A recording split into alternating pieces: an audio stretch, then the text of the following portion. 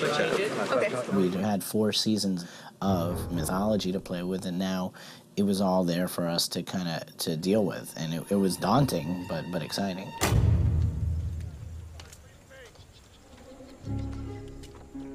I gave you this.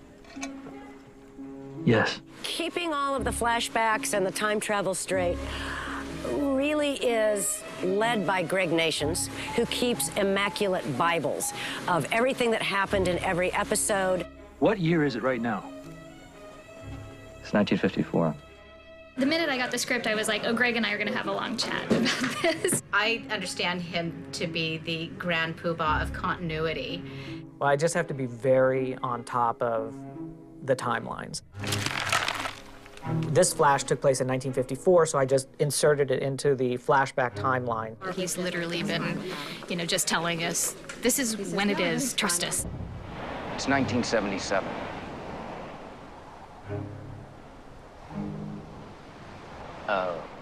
What?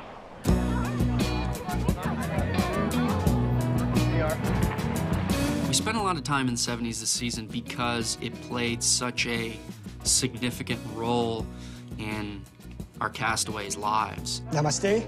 I'm Pierre Chang. Welcome to the Dharma Initiative.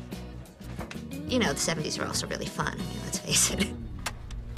It's like, the hair and the music, and I know Eddie Kitsis in particular is a fan of the 70s. For me, personally, I'm interested in all Dharma. You're on the island, you've got these great buses, what's wrong with that? So I still maintain I would stay in Dharma times. You know what was good about the 70s? The music. The music, exactly what I was going to say. The music, we were in college, and it was a time that was really, really explosively fun. Elvis Presley, and when he was really the king, and Star Wars. I don't know what else is. 70s are pretty good. I have a thing for the 70s, what can I say? You weren't even born. No, I wasn't. She was shy of about 5 years. Yeah, go away. Everyone says 70s, everyone has sideburns. It's all about beards, really, isn't it? Beards and sideburns. Beards. He's groovy. Me and Josh commiserate all the time about, what's being done to our coiffs. Don't push in. No, that's the jungle look, though. I've been doing Fair House of 70s the whole time. We have to get away from that. I've been fair since the show started. In glasses is a whole new look. Ooh, yes. LaFleur is very intelligent. Apparently, he's an intellectual. Reads a lot. Welcome aboard, Kate. I'm Roger Linus.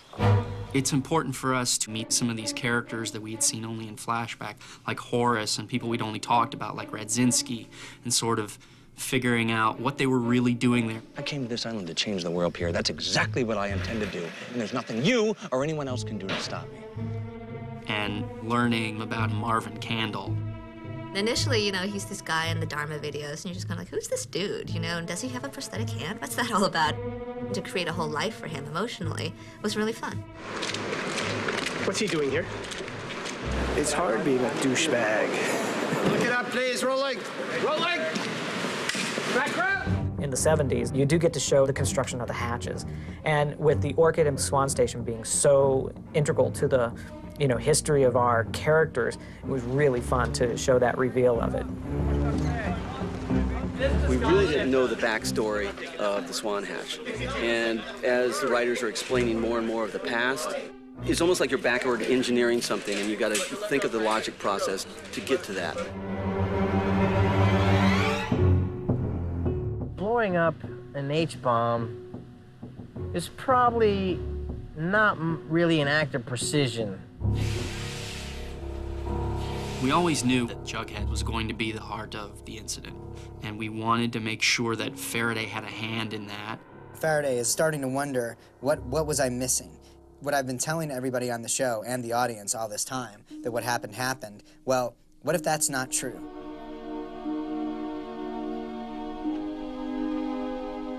I explained to Jack and Kay that if we believe, then, maybe we can pull something off, so. Do you know what the variables in these equations are, Jack? No. Us.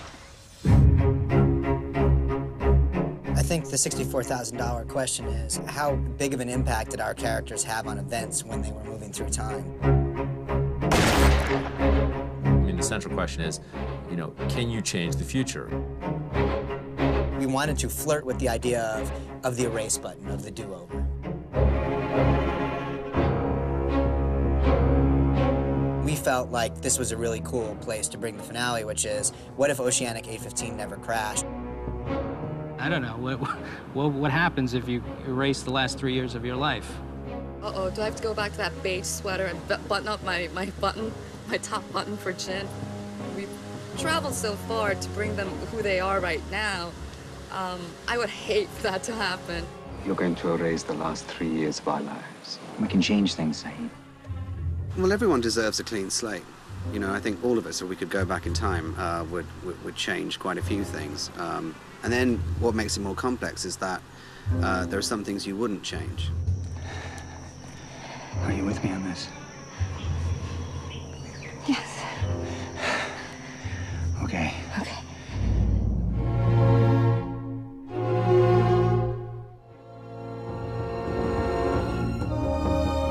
Ultimately, the question is, did they cause the incident or did they prevent the incident? And we won't know that until season 6.